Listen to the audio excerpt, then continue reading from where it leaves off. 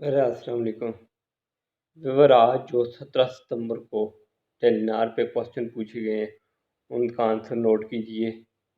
तो व्यूअर, जो first question है इसका आंसर जो है फर्स्ट है K2।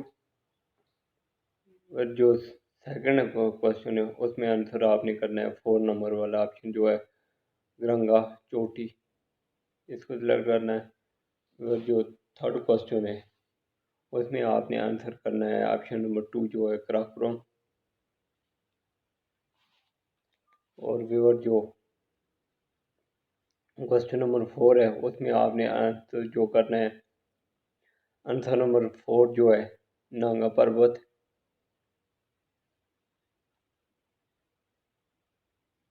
और फिर अगर आप न्यू यूज़र मेरे चैनल सब्सक्राइब नहीं किया तो सब्सक्राइब करके बेल नोटिफिकेशन को ऑन कर देंगे, डेली वीडियो आपको रिसीव हो जाए।